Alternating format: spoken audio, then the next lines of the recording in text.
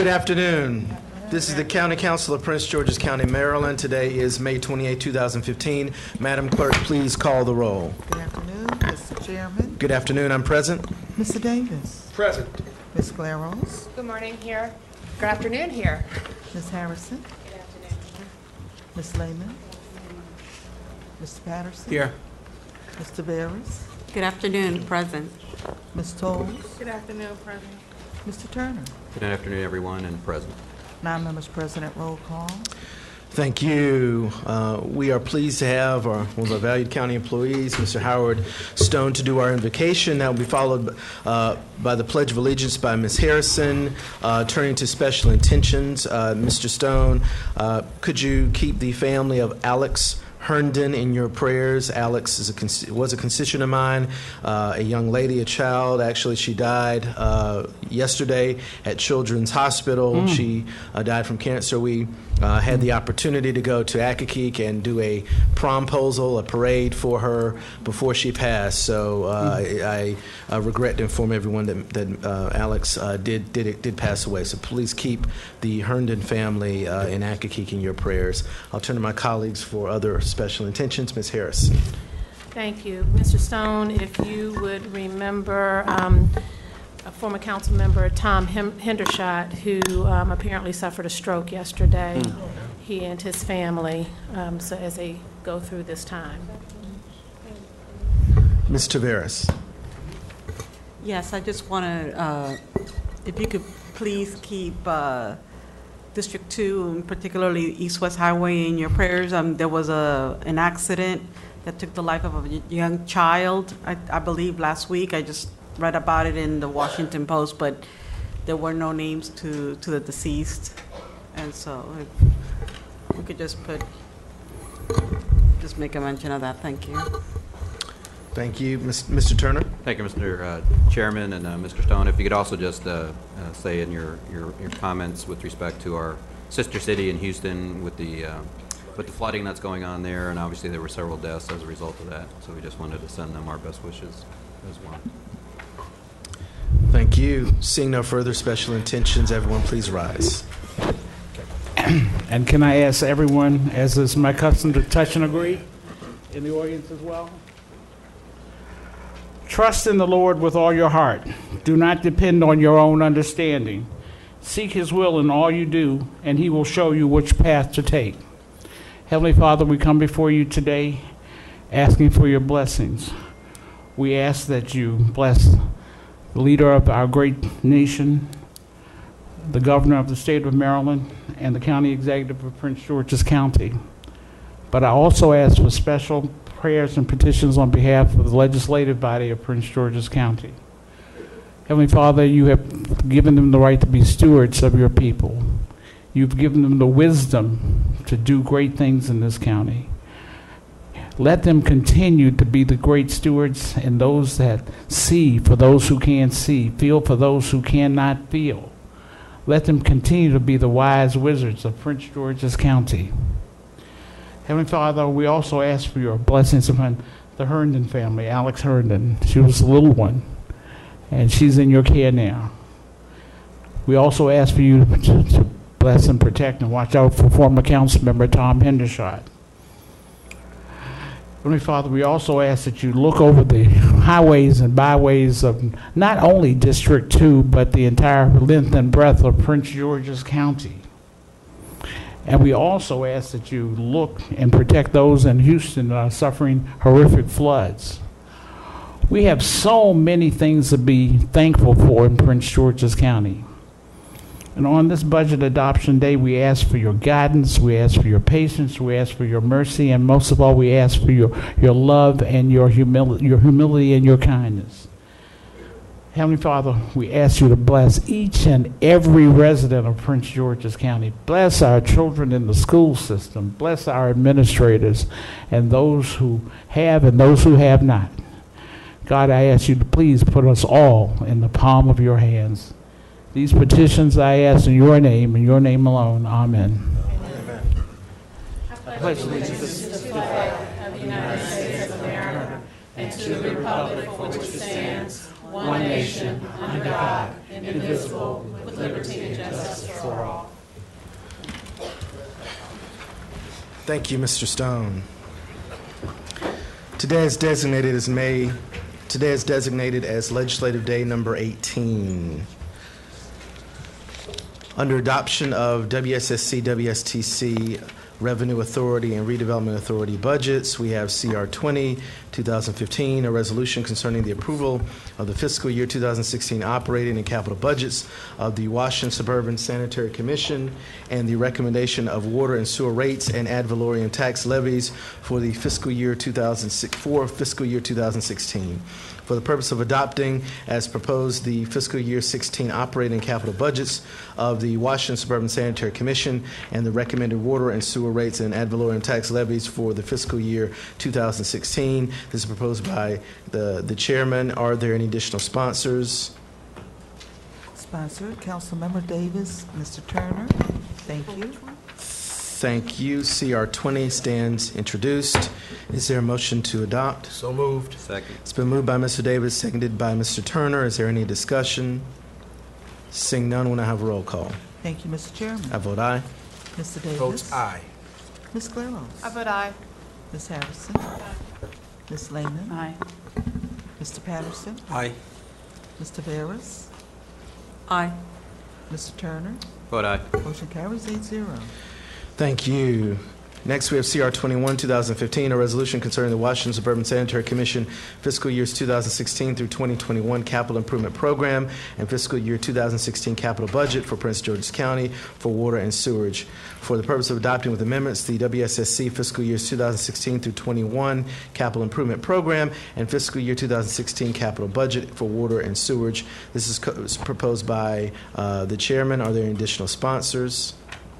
Additional sponsors, council members Turner and Davis. Thank you. Thank you. CR 21 stands introduced. Is there a motion to adopt? So moved. It's Second. been moved by Mr. Davis, seconded by Mr. Turner. Is there any discussion? Seeing none, will I have a roll call? Thank you, Mr. Chairman. I vote aye. Mr. Davis. Votes aye. Ms. Claros. I vote aye. Ms. Harrison. Aye. Ms. Lehman. Aye. Mr. Patterson. Mr. Barris. Aye. Mr. Turner. Aye. Motion carries 8-0.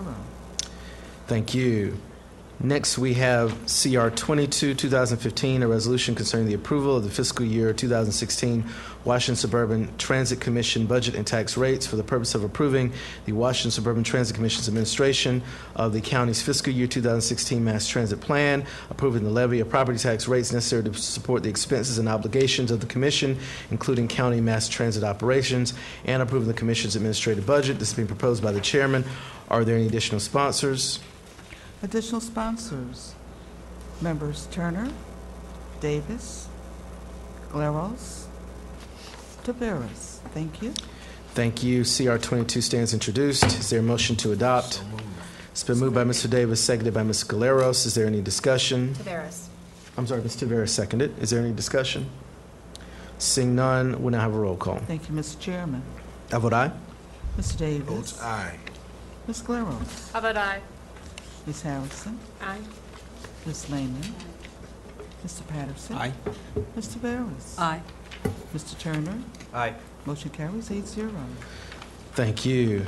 Next, we have CR 23, 2015, a resolution concerning the Revenue Authority of Prince George's County fiscal year 2016 operating budget and capital improvement program for the purpose of approving the capital improvement program of the Revenue Authority of Prince George's County for fiscal years 2016 through 2021, prepared pursuant to the authority contained in Subtitle 21A of the Prince George's County Code, and providing comments on the proposed operating budget of the authority for fiscal year 2016. This is proposed by the chairman. Are there any additional sponsors? Additional sponsors, council members Davis, Claros, Turner, Harrison, Taveras, and Patterson. Thank you. Thank you. CR 23 stands introduced. Is there a motion to adopt? So moved. Second. It's been moved by Mr. Davis, seconded by Mr. Turner. Is there any discussion? Seeing none, we'll now have a roll call. Mr. Chairman. I vote aye. Mr. Davis. Votes aye. Ms. Claros. I vote aye. Ms. Harrison. Aye. Ms. Lehman. Mr. Patterson. Aye. Ms. Taveras? Aye. Mr. Turner? Aye. Motion carries 8-0. Thank you. Next, we have CR 24, 2015, a resolution concerning the redevelopment authority of Prince George's County fiscal year 2016 operating budget and capital improvement program for the purpose of approving the capital improvement program of the redevelopment authority of Prince George's County for fiscal years 2016 through 2021, prepared pursuant to the authority contained in subtitle 15B of the Prince George's County Code, and providing comments on the proposed operating budget of the authority for fiscal year 2016. This is proposed by the chairman. Are there any additional sponsors? Additional sponsors, council members Turner, Harrison, Davis, Claros, Taveras, and Patterson. Thank you. Thank you. CR 24 stands introduced. Is there a motion to adopt? Second. This is moved by Mr. Davis, seconded by Ms. Taveras. Is there any discussion? Seeing none, we'll now have a roll call. Mr. Chairman? I vote aye. Mr. Davis? Votes aye. Ms. Claros? I vote aye. Ms. Harrison? Aye. Ms. Lehman? Vote aye. Mr. Patterson? Aye. Ms. Taveras? Aye. Mr. Turner? Aye. Motion carries 8-0. Thank you.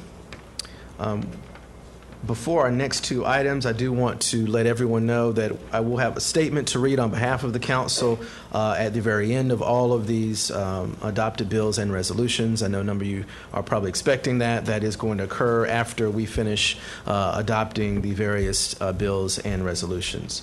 Next, we have under adoption of Prince George's County portion of the Maryland National Capital Park and Planning Commission budget and making appropriations and levying taxes for fiscal year 2016 for the Maryland National Capital Park and Planning Commission. We have CB 31, 2015, an act concerning Maryland National Capital Park and Planning Commission for the purpose of approving the Prince George's County portion of the Maryland National Capital Park and Planning Commission budget and making appropriations and levying certain taxes for fiscal year 2016 for the Maryland National Capital Park and Planning Commission pursuant to the provisions of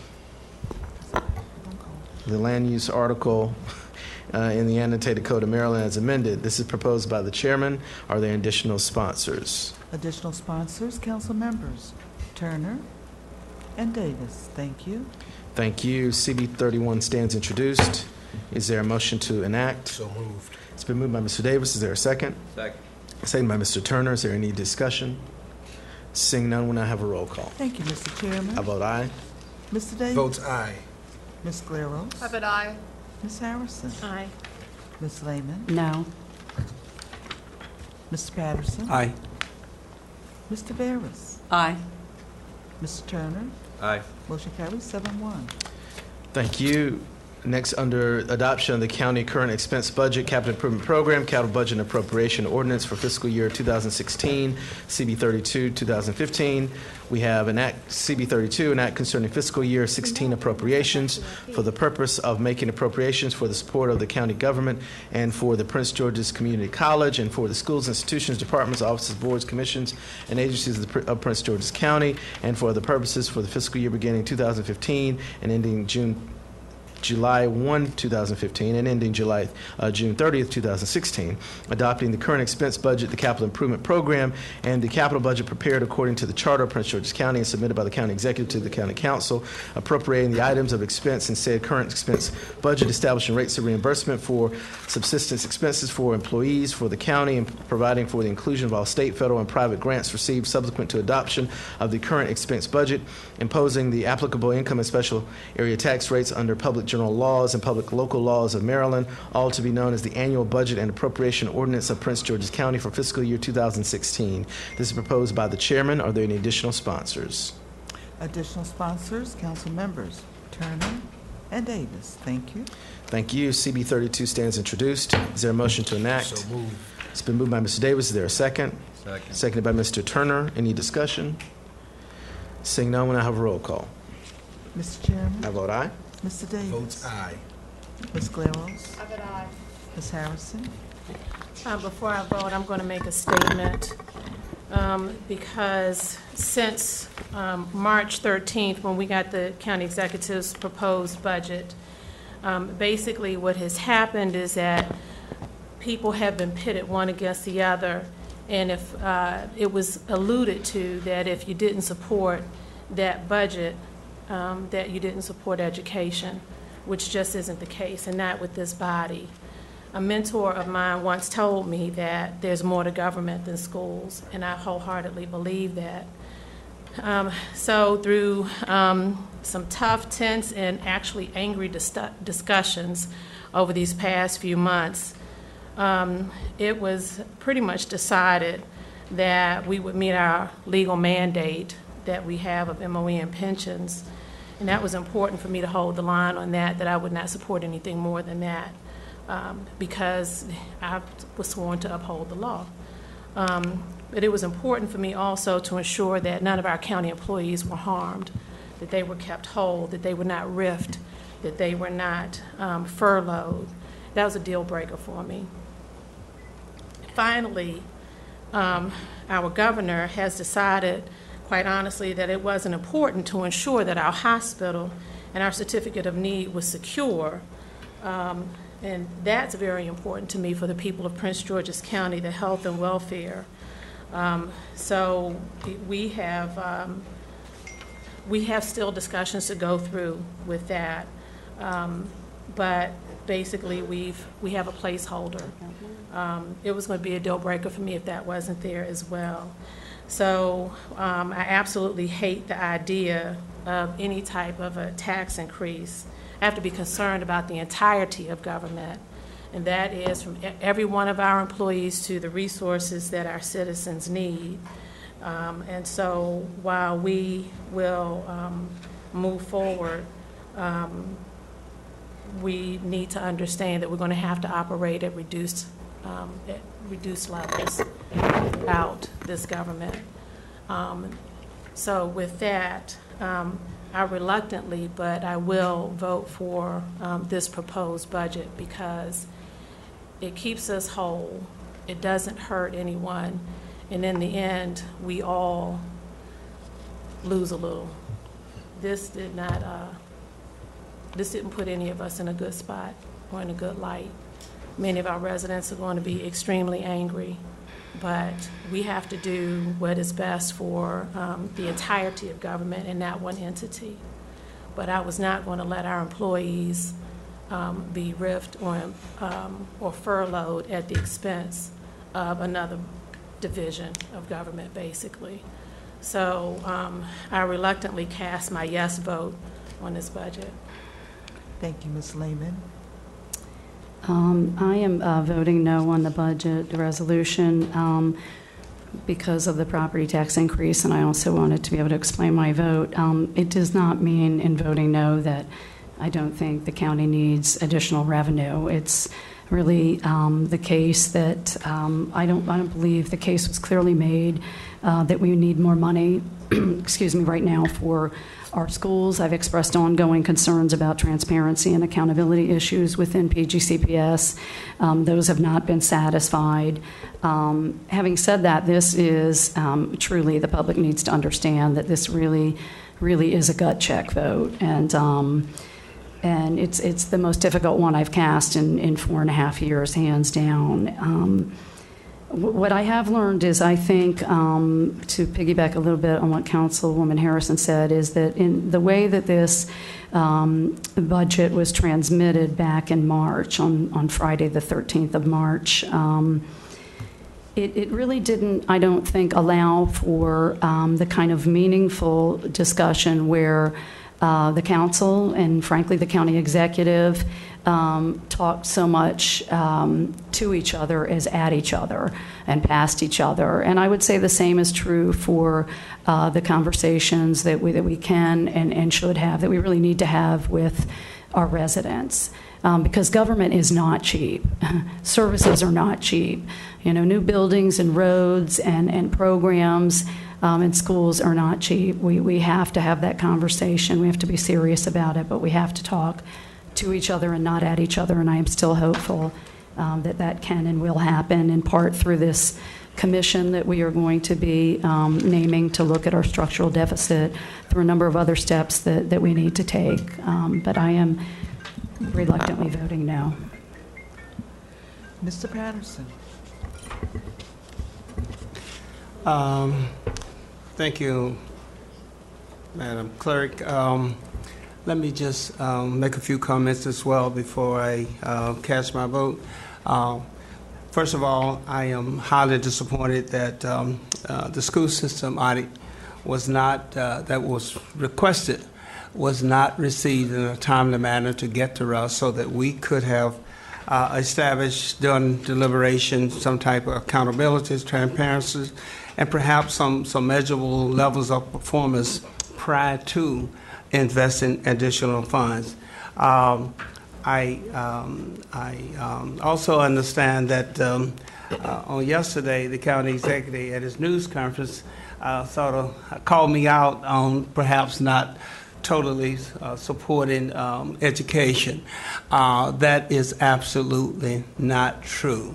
My track record over the years has been well established in terms of my commitment to education, not only as a county council member, but also as a state delegate.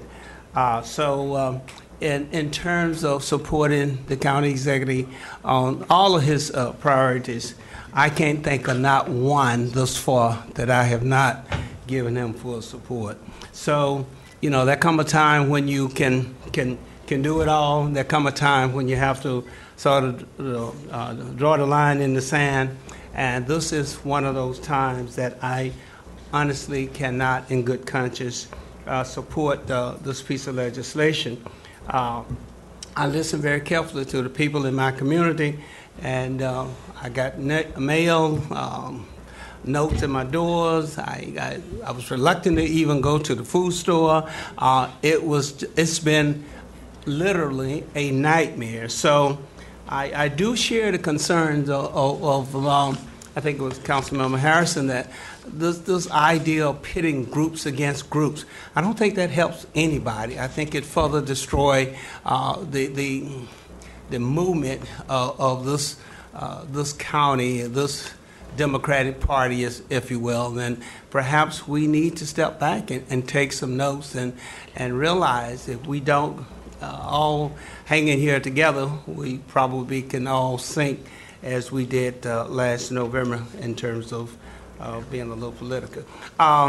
So yes, everybody in my district, basically with the exception of a few, said no on taxes. They also said we want to know what has the school system done with the monies that have been provided thus far. I have not been able to garnish a good reason as to why that has happened, and so therefore I was unable to pass it on to those of which I represent. And let me just say, there are a lot of people in my district, folks, I'm telling you, that are still suffering. That's foreclosure. In fact, we had the chief of the courts came over about 3 weeks ago and told us before a budget briefing that we are averaging 500 foreclosures a month right in good old Prince George's County. So I think, too, further risk sending that population underwater, if you will, is in the wrong direction. And because of that and many other reasons, I am sadly casting my vote as no. And let me tell you, I have cast 17 votes on state and county budgets. This is the very first time, and it's sad that I have to do it. Thank you. Mr. Barris. Thank you. I'd like to make a brief statement as well. I'm the newbie here, and so this is my first budget process, but I've heard from a spectrum of voters, from my older constituents on fixed income to my young families wanting a dramatically improved school system.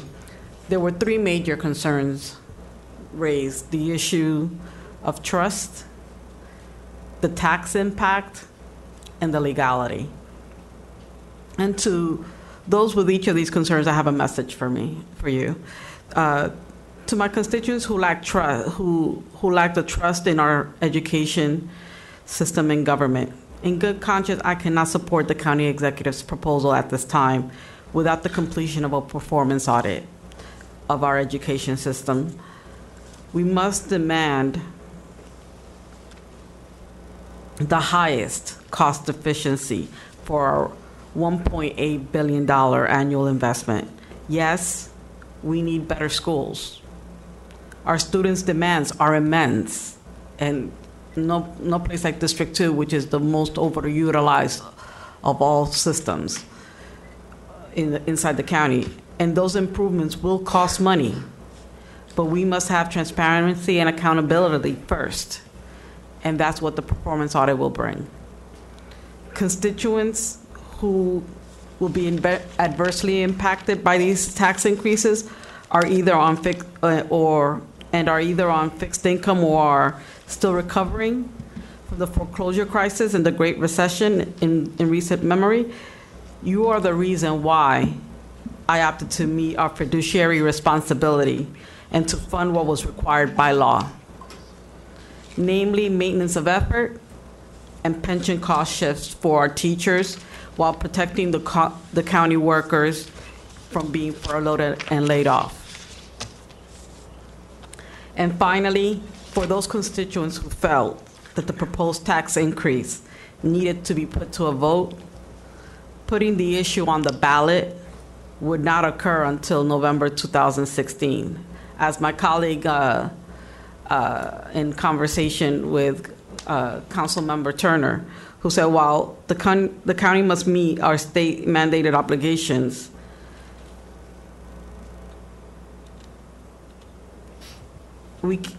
while the county must meet our state mandated obligations for MOE and teacher, we have to pay that now, not later. Those are not obligations that we sought, but they are county obligations nonetheless. Taking no action now or waiting until the end of 2016 is not a viable option. And it could result in severe cuts in county personnel and services in order to fund our public school system under state law mandates, and that's real.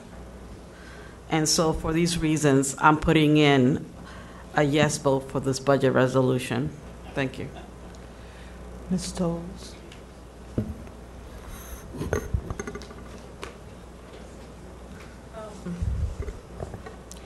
I wanted to state that a few of my colleagues mentioned this is my 5th year in dealing with budgets, and I've never seen this budget with this much attention that we have seen today, or since March, as Ms. Harrison stated. And one of the concerns for me is, as a Prince George's County native, as someone who has gone through the school system, I believe our challenges are greater than just putting money into the school system. I personally, from my office, give a lot of money to the school system for programs such as autism and various other programs through my office. One of the things that concerns me with increasing the taxes is in District 7, I don't see in the past 5 years where there has been an improvement from the administration side on improving the neighborhoods.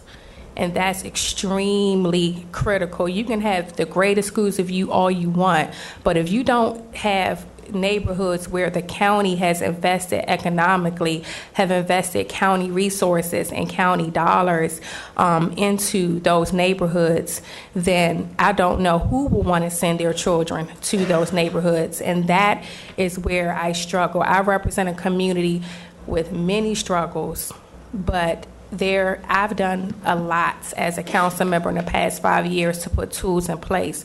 Those tools have not been enacted, and neither has the willingness, in my opinion, to improve the neighborhoods.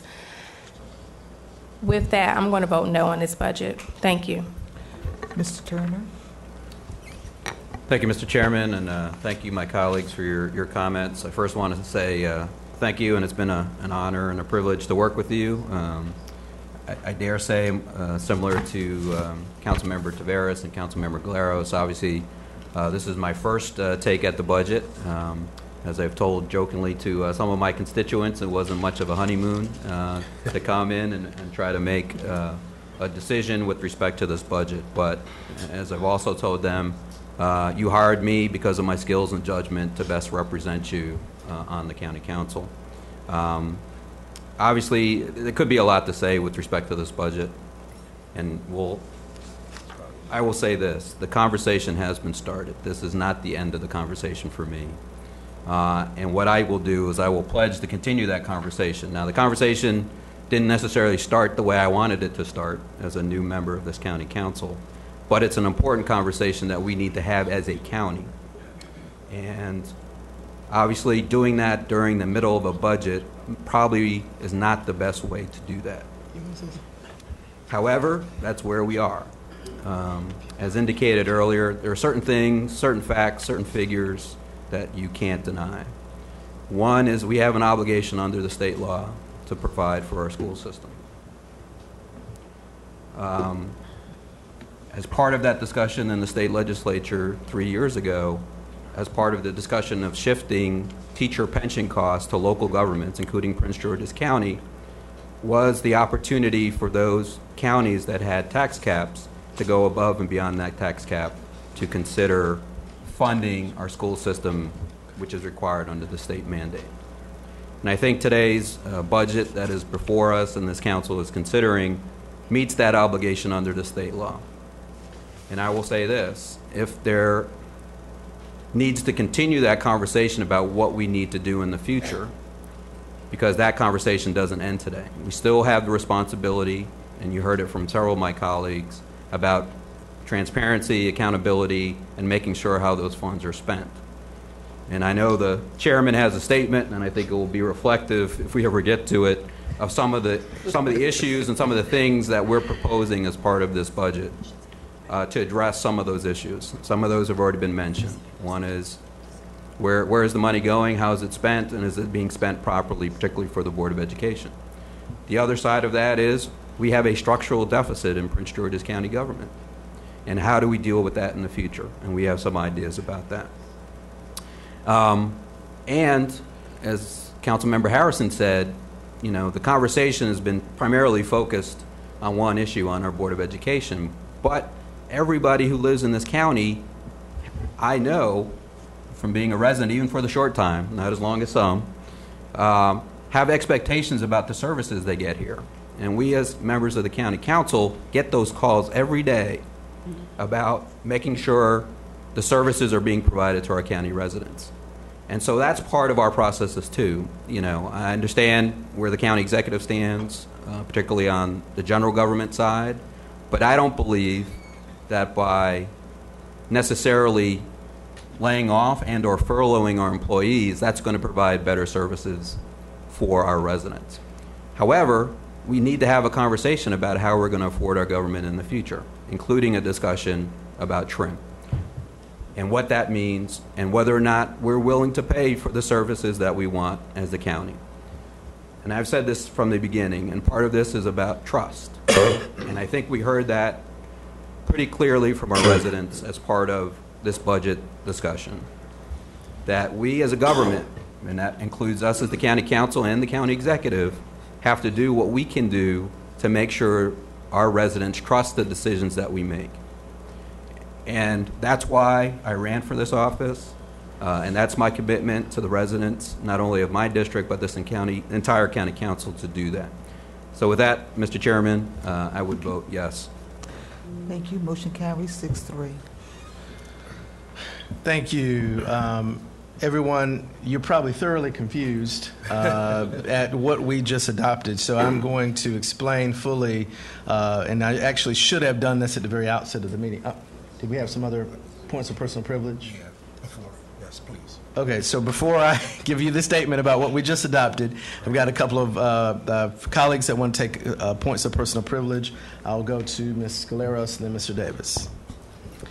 Thank you, Mr. Chair.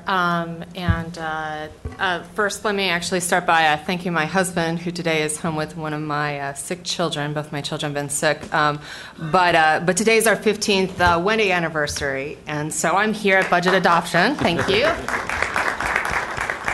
And he remembers these details better than I do, but I think we actually were married around about 4 o'clock, which is coming up pretty soon right now, up in Baltimore. I also want to thank my staff, who frankly have committed to me on an incredibly aggressive schedule for the last 6 months coming into office. And it is really hard to believe that it has just been 6 months. It has been a very weighty 6 months here in council. And I also really want to thank our legislative team, and I know everyone here echoes that, and I'm sure the chair will speak to them. They've worked tirelessly on our behalf for the last few months, and I can't appreciate that enough. This is my first budget as a council member, and it is clearly one of the most complex budgets reviewed by the county council in years, and perhaps decades. And I've weighed considerably the comments received in my office. In fact, I brought a binder and a stack of them down. They're about this high if I was to bring them up to the table. They are approximately about 700 emails, and that doesn't count the numerous visits while I've been in the grocery store or after church or anywhere else I've been moving across the county and district over the last few weeks. And I've really weighed them considerably, and I've read and responded to them. As I said earlier, I will be voting yes to support the budget in front of us today, and the chair will be explaining those details soon. I do believe that the council is moving forward in a measured approach to address the challenges in the county. I would hope residents would look at the full package of the council's approach, which includes a more active and deliberate role in oversight and very much reflects the comments that we've heard through the process. To my constituents, I'm going to be sending out a longer statement later today. I will apologize in advance for the length, but there is much to be said on this budget in front of us. And I hope you will continue to engage with me on moving this county forward. My decision today is not about politics. It's not about votes. It's about what I believe needs to be done for this county to achieve great success. And as I continue to do throughout the process, I will look forward to continuing to talk with you over the summer and throughout the year about this decision. Just like Councilmember Turner, this discussion is not going to end with this vote. And lastly, to my colleagues, it has been a true honor to serve with you in this role. I learn a lot from each of you daily. And I also believe that we will need to show even greater fiscal wisdom as the years progress. Projects will need to be valued not on desires, but on needs and long-term value and operating cost. We will need to show fiscal responsibility that is not dictated by district needs or group interests. And we will need to continue to work, just like we have been, to be putting the county first. The road ahead will not be easy, but I really, truly look forward to serving with all of you. Thank you. Thank you, Ms. Galeros. Thank you, colleagues. You know, the chair and I have been actually having a discussion up here for a while with regard to the very difficult votes that we've had to take over the past several years. And I don't feel for my colleagues who just recently got elected and this is their first opportunity to go through the fire, but you will be much better for it. This is a tough vote. And we've already made it, and the chair will explain a lot of why we're having this conversation, unfortunately, after we've had the conversation. Kind of reverse role here. And I'll be very brief. We're a very deliberative body. I think you have learned over this process that we listen, and we listen. Each of our public hearings have been listening sessions. We've had everything from threats to pleas. We've run the gamut with regard to this decision that we've had to make. We've looked at this upside down and backwards. We've discussed and opined about the unfortunate reality of taxes and children. It's a very difficult discussion, and I also applaud the county executive for throwing it out there because this was no easy task for anyone. The last few times that this opportunity has come before us, it's divided our county immensely. It's time to heal. We have a structural deficit. Structural deficits will require us to deliberate long and strong about the direction of our county, how we ensure public safety, how we ensure the education of each and every child, and that our county remains viable to the rest of the world as a destination with regard to economic development. Because ultimately, it is that structure of economic development that will lift all boats. But we have to get there. We have to remain attractive. You heard just a little bit about the performance audit, and I think that's been thrown around 3 million ways to Sunday. But the reality is that that audit will help us become more efficient and thusly more effective. But that doesn't change the reality of today. We still have tough decisions to make, and waiting is not something that we have an option of doing. So the last thing I'll say is there was a lot of conversation about government by referendum. You have government by referendum. It's called elections. Every 4 years, you elect folk. When you have term limits in place and you have tax by referendum, you have government that often has fits and starts. You do not have smooth transitions. We, as a county, need to think about how we structure ourselves and the expectations that we have with regard to those structures. So I'll turn to the chair who has a statement that he needs to make. Thank you. Thank you, Mr. Davis. So, folks, as I said before, you may be somewhat confused about what the council just adopted, so I'm going to clarify what's happening today and why.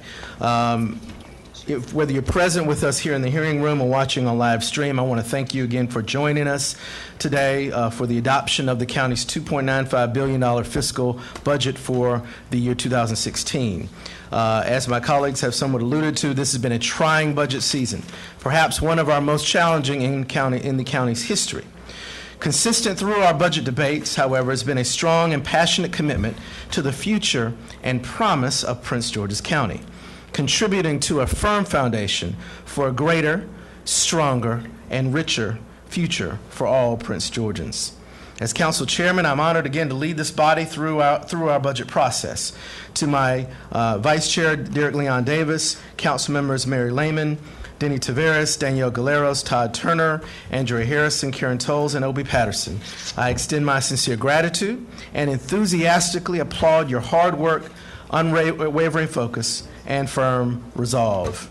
I especially want to recognize our new colleagues, Councilmembers Galeros, Taveras, and Turner, for their incredible contributions during their first budget season. You all worked through every budget challenge to ensure the sustainability of our economic future as we bring the world to Prince George's County. Since receiving the county executive's budget proposal in March, we have been working through our standing committees to conduct a careful review. I wish to acknowledge my colleagues who provided such exceptional leadership and agency oversight throughout this process. Councilmember Karen Tolles, who is the Health and Human Services Committee Chair, as well as her Vice Chair, Councilmember Derek Leon Davis. Councilmember Andrea Harrison, who's the Planning, Zoning, and Economic Development Committee Chair, as well as her Vice Chair, her Vice Chair, Councilmember Danielle Galeros. Councilmember Obie Patterson, the Public Safety and Fiscal Management Chair, as well as his Vice Chair, Councilmember Andrea Harrison. Councilmember Mary Lehman, the Transportation, Housing, and Environment Committee Chair, as well as her Vice Chair, Mr. Todd Turner.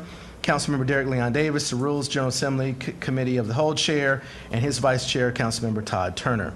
I'm also grateful to each of my colleagues for the invaluable service they provide as simply being members of those committees. The FY16 budget that we are adopting today is not just about dollars. It's about Prince George's County and how we will grow and prosper, what services will be delivered, and what choices we will make, and how we provide for present needs and the quality of life for future generations. This budget requires us to be practical, strategic, and visionary. The Council's financial picture in the new fiscal year will not be without some pain for everyone. My colleagues and I work tirelessly to adopt a budget that incorporates fiscal responsibility and makes key investments that strengthen the communities we represent. Collectively and deliberately, we are doing big things on purpose, committing to order our fiscal house, burdened by structural deficits, and to lay groundwork for a more sustainable future for Prince George's County. We also appreciate the leadership of our Prince George's County delegation in Annapolis this year, and thank the members of both houses of the General Assembly for their strong bipartisan support of the county's education priorities in this most recent session. Our responsibility as the county, as the council, is to carry out the will of we the people of Prince George's County. It is our responsibility to advocate for the issues and interests of residents and be good and faithful stewards of county tax dollars. These duties have served as our guide in consideration of this budget. Throughout our budget review process, county residents have reached out to us through comments at community meetings, town hall events, and public hearings, emails and letters, social media and phone calls to give us your input on the proposed fiscal year 2016 budget. You've gone out of your way to approach us after church, at the grocery store, at local restaurants, and even while we're dropping kids off to school. We truly, truly thank you. When County Executive Baker transmitted his budget proposal to the council 3 months ago, there were many tough decisions before this body. Consideration of a tax package that would raise property taxes by 15.6%, which would invest over $130 million in the strategic plan for the public schools, as well as proposed layoffs and furloughs for county employees.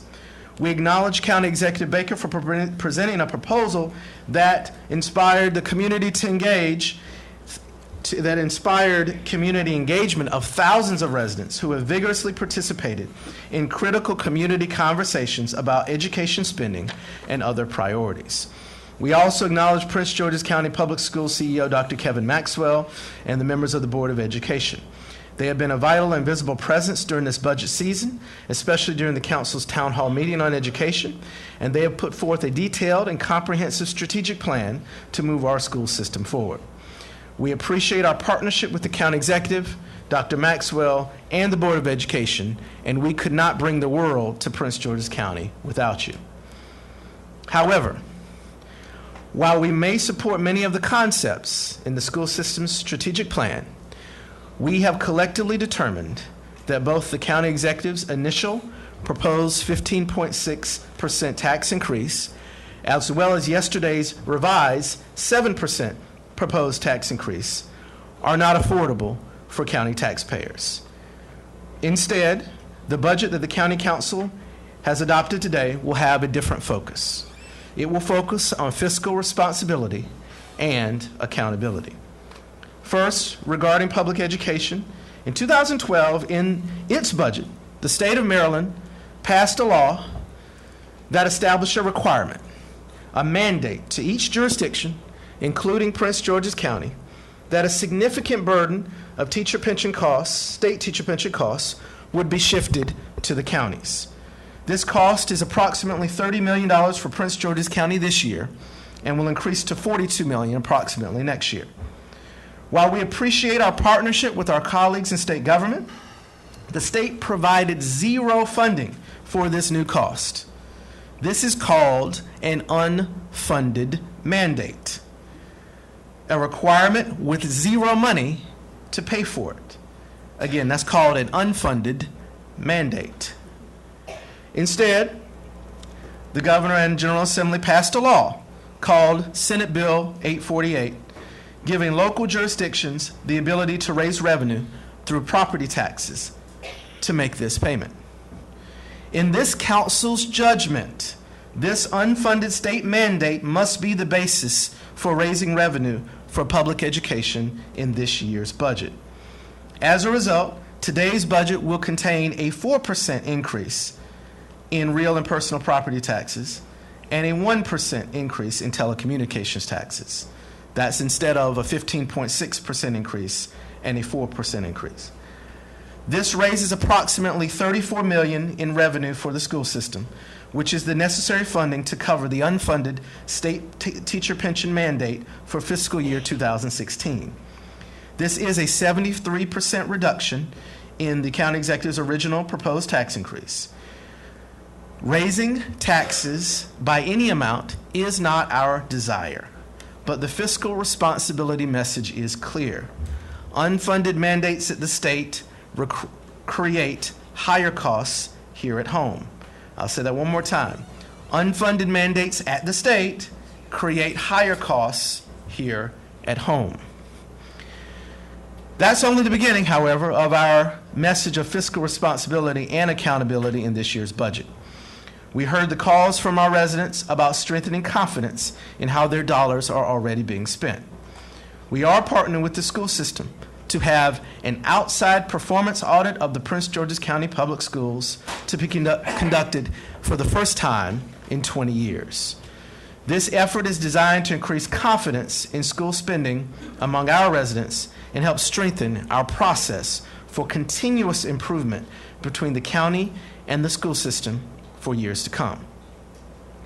Additionally, we heard from many of our constituents during this year's budget cycle that the public was repeatedly told that revenue from MGM National Harbor would be primarily used for education, especially during the Question 7 referendum debate in 2012.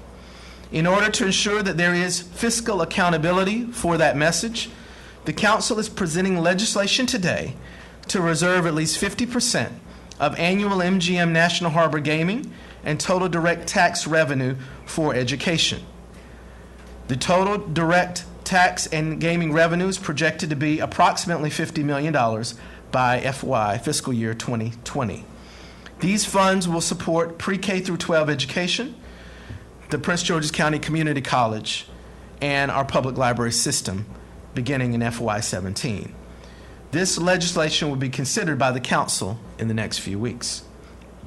Before I move on from the education side of the budget, I must make it clear that Governor Larry Hogan's recent decision to withhold $20 million in approved state funding for our 125,000 pre-K through 12 public school children further hurts our county's ability to provide adequate and equitable funding for our public schools. This money is the county's portion of the $68 million Geographic Cost of Education Index set aside by state lawmakers to support Maryland's costliest school systems. So far, the governor has said no to our request to release these funds. This is a decision that will delay or deny the implementation of desperately needed programs for our school children. Governor Hogan, please release these funds. Our children need them. Let me now shift to the non-education side of the county budget. As you may know, 60% of the county's budget consists of education spending, while approximately 40% consists of everything else: public safety, transportation, public health, family and social services, among others. Our message of fiscal responsibility and accountability extends even more fully into this non-education portion of our county budget. Prince George's County has celebrated progress on many fronts, and as a council, we remain enthusiastic about our momentum. However, now is the time that we must stand and recognize our own inconvenient truth. Our spending has exceeded our revenue for quite some time, and this ongoing structural deficit must be addressed. Accordingly, today the council is presenting a resolution that will establish a Blue Ribbon Commission on addressing Prince George's County's structural deficit, a commission of fiscal and policy experts and members of the community who will study the county's long-standing structural deficit and make policy recommendations to the county council and the county executive as to how best to address this issue. The preliminary report from this commission will be submitted by January of 2016, and a final report in July of 2016. The resolution establishing this Blue Ribbon Commission will also be considered by the council in the next few weeks. But we must go further than simply establishing a commission in order to address our structural challenges on the non-education side of our budget. The council will initiate a spending control measure in this year's budget by replacing 2% of each agency's operating budget, including ourselves, the county council, as well as $6 million of agency overtime budgets into a contingency fund. This money will be set aside for potential distribution later in the fiscal year based on the county's success in managing its budget expenses, especially regarding overtime spending. Also, this measure will allow the county to avoid furloughs and layoffs that were proposed in the county executive's budget, and have revenue now in place so that we have funding in case of fiscal emergencies. We value our workforce and the critical services our county employees provide, and the council will safeguard the level and quality of those services, especially for public safety. The furlough and layoff proposal would have undermined that level and quality of services to our constituents. Fiscal responsibility also extends to the Bi-County budget. In order to support and sustain many of the critical existing public recreation projects, the council is authorizing 1.5 cents increase in the rate for parking planning. This is approximately half of what the Maryland National Park and Planning Commission has indicated it needs, which means that Park and Planning 2 will also have to tighten its budget, particularly regarding even existing CIP projects, as well as their own planning administration department. Additionally, as a couple of my colleagues mentioned, I would be remiss if I did not state another decision by Governor Hogan that could detrimentally impact the well-being of county residents. Governor Hogan has denied the county's request thus far for the release of $15 million in approved transitional hospital operating funds for the Dimensions healthcare system as a part of the implementation of $5 billion in economic activity, that's billion with a B, for the state of Maryland. The transitional funding for the existing hospital is essential to the vitality of bringing forth the new regional medical center project. Therefore, we again urge the governor to reconsider and fully support the state's own prior commitment to this endeavor. My residents, despite the difficulty of the spending plan that I have roughly outlined, this budget still anticipates moving Prince George's County forward with projects such as the new regional medical center, the MGM National Harbor Resort, and yes, we're working to attract the FBI headquarters. This council remains committed to our posture of fiscal responsibility and accountability, and our shared priority to ensure the economic growth and vitality that Prince George's County residents deserve and respect. This council knows that we cannot achieve a successful budget season without the support and outstanding performance of our staffs, much deserving of our recognition and even more than we can provide today. I want to acknowledge Council Administrator Robert Williams, Deputy Council Administrator Bill Hunt, County Auditor and Director of the Office of Audits and Investigations, David Van Dyke, and the ANI team, the Clerk of the Council, Ms. Ree Floyd, Deputy Clerk Donna Brown and their staff, Communications Director Karen Campbell and the Office of Communications staff, Legislative Officers Kathleen Canning, Colette Gresham, Rajesh Kumar, Leroy Maddox, Karen Zavakos, and staff, Council Committee Directors Jackie Brown, Howard Stone, Howie Sanu, and their staffs, Finance Officer Carrie McWilliams, Deputy Finance Officer Janice Hall, and their staff, Zoning Hearing Examiners Maureen McNeil and Joyce Nichols. We would like to also thank the Baker Budget Team, especially Budget Director Tom Himmler, Director of Office of Management and Budget Terry Bacote Charles, Debbie Bice, Executive Liaison to the Council Nathaniel Tutt and their staffs, Prince George's County Planning Board Chairwoman Elizabeth Hewlett, the Planning Board, Patty Barney, Fern Perrette, Ronnie Gathers, and the entire Park and Planning staffs, our entire legislative branch team for their excellent service to this council and our citizens, and I have to give a special thanks to my District 9 staff here with me from the start, Brendan Laster, Rita Henry, and Fred Harley. Folks, the world is coming to Prince George's County, and we can be excited about what the future holds. World-class healthcare, world-class education, and an economic development and jobs boom. The members of this body look forward to continuing our work together with you to be ready and doing big things on purpose in Prince George's County. This concludes my remarks. I'm going to turn back to the rest of our legislative agenda. After this meeting, members of the council will be available to reporters in our media conference room momentarily afterwards. With that, I'm going to return back to the remaining items in the budget. Under introduction and adoption of resolutions, we have CR 25, 2015, a resolution concerning the Washington Suburban Sanitary Commission for the purpose of modifying the system development charge to finance the capital costs and expanding and augmenting the water and sewage systems to accommodate service to subscribers in the Washington Suburban Sanitary District and to provide a financing mechanism to aid the Washington Suburban Sanitary Commission in paying for the capital projects thereof by providing methods and procedures by which the SDC is to be implemented and or collected. This is being proposed by the chairman. Are there any additional sponsors? Sponsors, council members. Turner, and Davis. Thank you. Thank you. CR 25 stands introduced. Are there, is there a motion to suspend the rules? So moved. It's been moved by Mr. Davis, seconded by Mr. Turner. Is there any discussion? Seeing none, we'll now have a roll call. Thank you, Mr. Chairman. I vote aye. Mr. Davis. Aye. Ms. Glaros. How about aye? Ms. Harrison. Aye.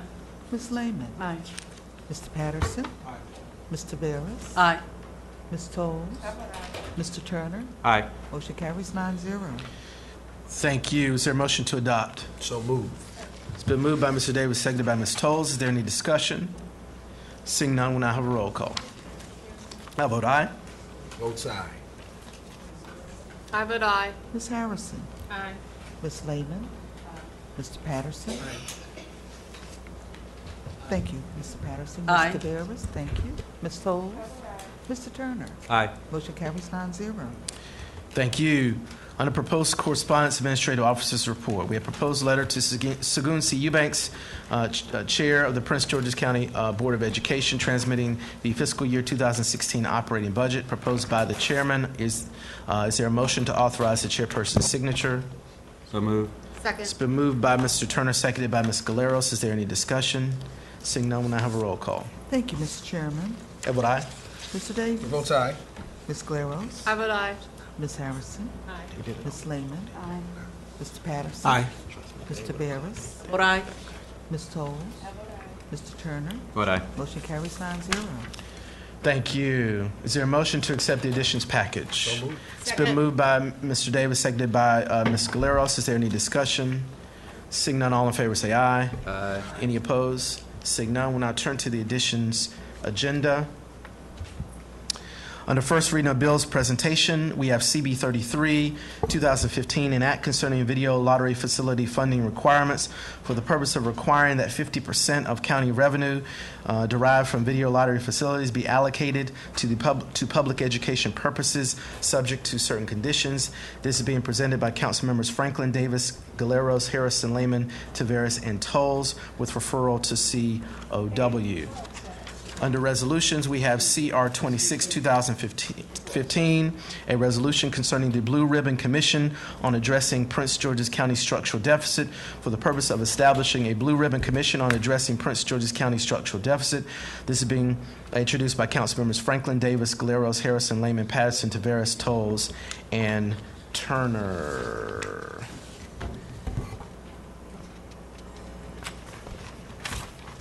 Sponsors? You know what? I don't have my marked up agenda. Thank you. Yes, that's helpful. Thank you. Are there any additional sponsors? I think everybody's on the resolution. Right. CR 26 stands introduced. Is there a motion to adopt the consent moved. agenda? It's been moved by Mr. Davis. Is there a second? Seconded by Ms. Galeros. Is there any discussion? Seeing none, we'll have a roll call. Thank you, Mr. Chairman. I vote aye. Mr. Davis. Votes aye. Ms. Glaros. I vote aye. Ms. Harrison. Aye. Ms. Lehman. Aye. Mr. Patterson. Aye. Mr. Barris. Aye. Ms. Tolles. Mr. Turner. Aye. Motion carries 9-0. Thank you. Turning back to the regular agenda, we have a couple of requests by the general public to address the council. Each individual would have 3 minutes to speak. We first have Pamela Austin, and you can come to the microphone here. Pamela Austin, 15407 Croom Airport Road, Upper Marlboro, Maryland, 20772. As a registered nurse, I have spent 30 years in the area of pediatrics and education, and I have done a significant amount of research in childhood development. I have learned that children have more successful education outcomes if they have access to books and limited access to electronic screens in the form of computers, games, televisions, and other digital devices. The American Academy of Pediatrics is an organization of over 60,000 pediatricians who jointly recommend standards. The AAP says screen exposure is associated with ADD, hyperactivity, aggression, obesity, headaches, eye problems, poor reading skills, and decreased scores on standardized tests. The AAP recommends no screen time for children until the age of 2 and no more than 2 hours of screen time per day after the age of 2. African American and Latino children spend significantly more time with screen media than their white peers. The percentage of children with TVs in their bedrooms are as follows. White children, 28%, Hispanics, 66%, African American, 69%. Children with televisions in their bedrooms are 10% less likely to attend college.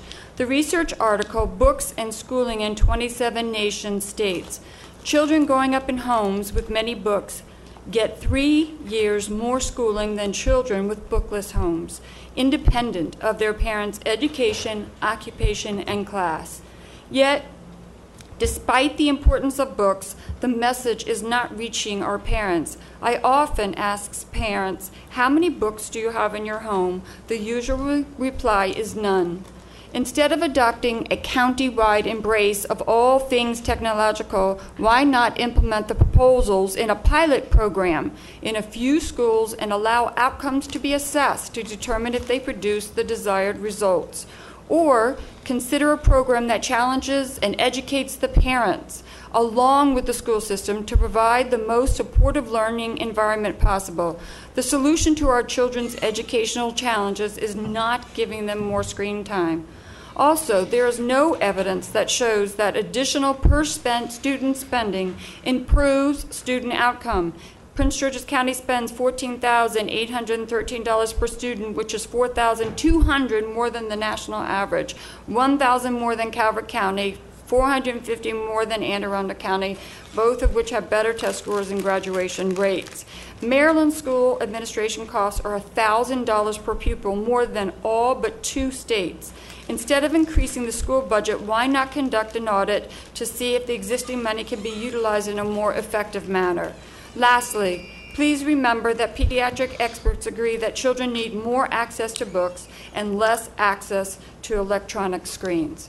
Thank you very much. Thank you. McKenna Austin Ward. She will not be speaking, sir. Okay. Oh, sorry. Okay. I see now. I see. Seeing no further business. I'm sorry? Reminders. I always forget those. Few reminders. On Tuesday, June 2nd, 2015, the council will have its agenda briefing at 1 p.m. in room 2027 prior to a 1:30 p.m. call to order down here in the council hearing room. On Thursday, June 4th, 2015 at 10 a.m., THE committee will meet in room 2027. At 1:30 p.m., the PSFM committee will meet in room 2027 as well. On Monday, June 8th, at 2015 at 1 p.m., the district council will have agenda briefing here upstairs in room 2027 prior to a 1:30 p.m. call to order here in the council hearing room. Seeing no further business, we are adjourned.